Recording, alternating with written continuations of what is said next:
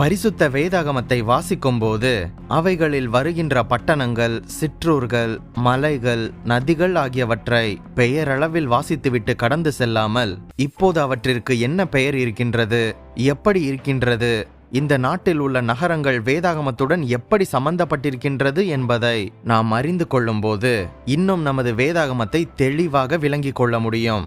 வேதாகம நாடுகள் என்கின்ற இந்த தொடரில் செவ்வாய்க்கிழமை தோறும் மாலை 5 மணிக்கு இப்போது இருக்கும் 11 நாடுகளுக்கும் நமது வேதாகமத்திற்கும் என்ன சம்பந்தம் இருக்கின்றது என்பது பற்றி வரலாற்று சான்றுகளுடன் வசன ஆதாரங்களுடன் விரிவாக பார்த்து வருகின்றோம்.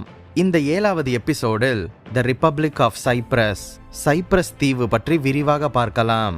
வீடியோவுக்கு ஒரு லைக் பண்ணிருங்க. ஒருவேளை நமது சேனல் நோட்டிபிகேஷன்ஸ் உங்களுக்கு வரவில்லை என்றால் சப்ஸ்கிரைப் செய்து பெல் பட்டனை கிளிக் செய்து ஆல் என்கின்ற ஆப்ஷனை செலக்ட் செய்து கொள்ளுங்கள்.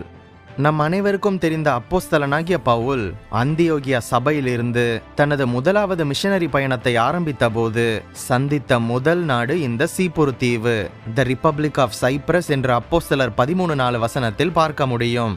சிரியா நாட்டிற்கு மேற்கே சுமார் 100 கிலோமீட்டர் தூரத்தில் மத்திய தரைக்கடலின் கிழக்கு ஓரத்தில் இந்த தீவு இருக்கின்றது. மத்திய தரைக்கடலில் இருக்கும் 3வது பெரிய தீவு இது. இந்த சைப்ரஸ் ஒரு தனி நாடாகவும் திகழ்கின்றது. இதன் பரப்பளவு 5896 சதுர கிலோமீட்டர். இதன் மக்கள் தொகை 2021 கணக்கின்படி 12,44,188.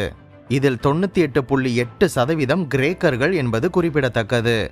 இதன் அரசாங்க மொழி கிரேக்கம். இதன் தலைநகர் நிக்கோசியா.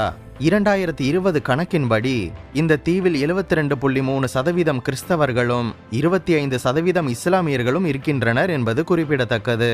த நார்தர்ன் சைப்ரஸ், வடக்கு சைப்ரஸ் துருக்கியர்களின் பகுதியாக இருக்கின்றது. இந்த வடக்கு சைப்ரஸின் பரப்பளவு 3355 சதுர கிலோமீட்டர். இந்த வடக்கு சைப்ரஸின் மக்கள் தொகை 2021 படி 3,82,836. இதில் 99.2% மக்கள் துருக்கியர். இதன் அரசாங்க மொழி துருக்கி. இதன் தலைநகர் லெப்கோசா, அதாவது நிக்கோசியா பட்டணத்தின் ஒரு பகுதி. சரி, இந்த சீப்புரு தீவு பற்றி விரிவாக பார்க்கலாம். மிஷனரி ஊழியத்திற்கென்று பிரித்தெடுக்கப்பட்ட சவுல் என்கின்ற பவுல் தன்னுடைய ஊழிய நாட்களில் 3 மிஷனரி பிரயாணங்களை மேற்கொண்டார். ஒவ்வொரு மிஷனரி பிரயாணத்தையும் அவர் அந்தியோகியாவிலிருந்தே துவங்கினார். அதிலே 2 மிஷனரி பயணங்களை அவர் அந்தியோகியாவிலே முடிக்கவும் செய்தார். ஆனால் அவரது 3வது கடைசி மிஷனரி பிரயாணம் மட்டும் எருசலேமில் அவர் கைது செய்யப்பட்டதோடு முடிவடைந்தது. மிஷனரி ஊழியத்திற்கென்று ஆவியானவராலே இருவராக பிரித்தெடுக்கப்பட்ட சவுலும் பர்னபாவும் தங்களோடு 3வது நபராக பர்னபாவுடைய இனத்தானாகிய மார்க்கோவையும் சேர்த்து கொண்டனர்.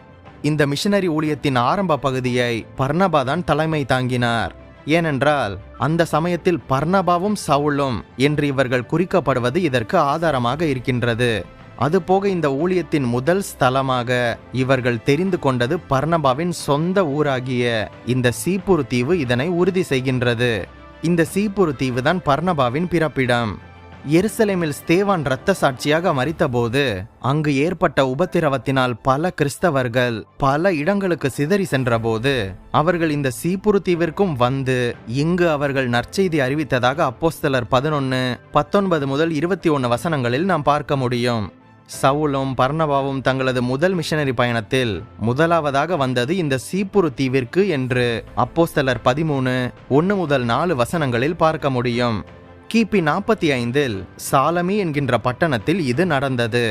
அந்த காலத்தில் சாலமி என்பது மிக பெரிய பட்டணமாக இருந்திருக்க வேண்டும். சவுலும் பர்னபாவும் இங்கே வந்து இறங்கினர்.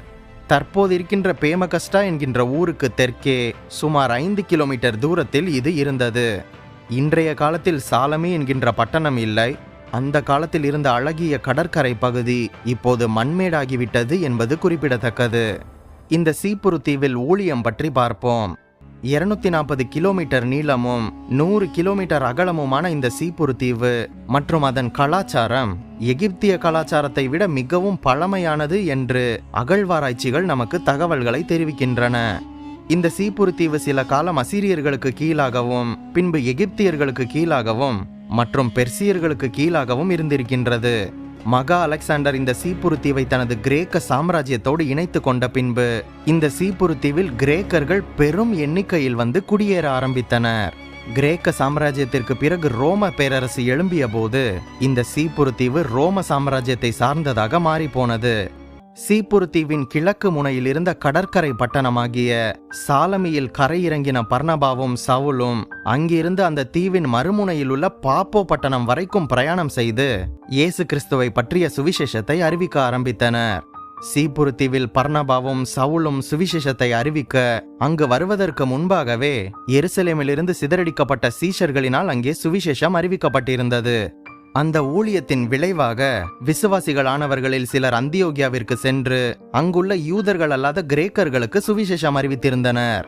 சாலமி பட்டணத்தில் பல யூத ஜப ஆலயங்கள் இருந்தது.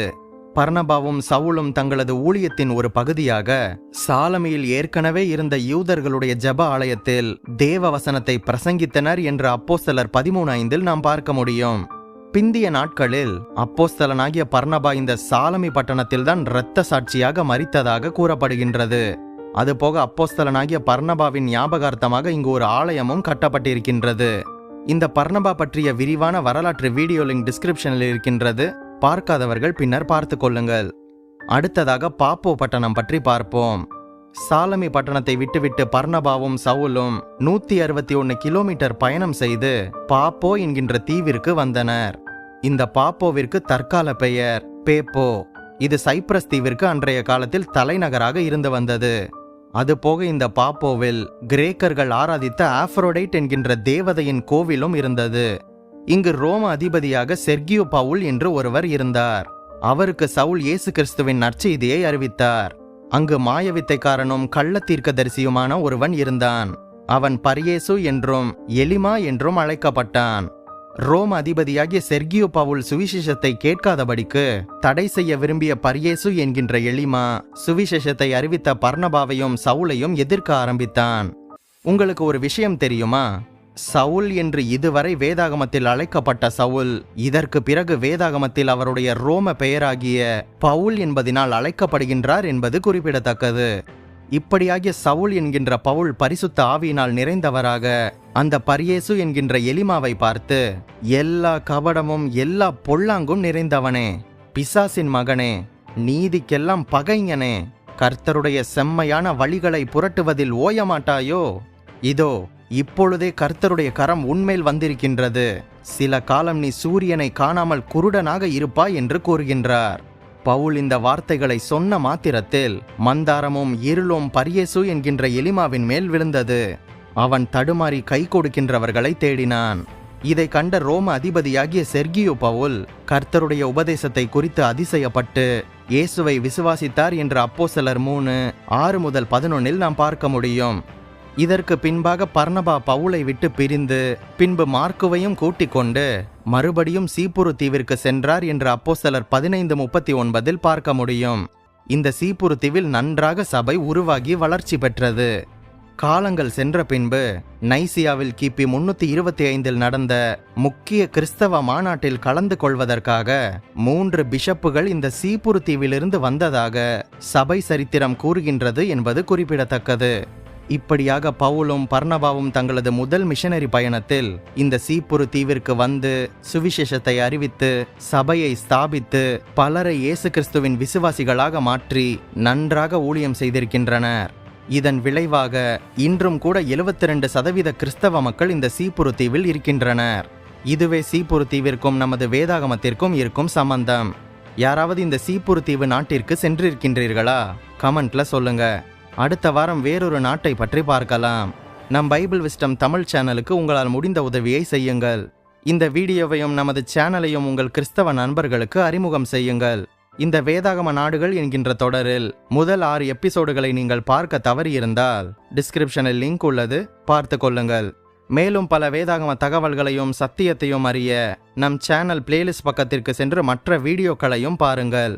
நீங்கள் ஆசீர்வதிக்கப்பட்டவர்கள்.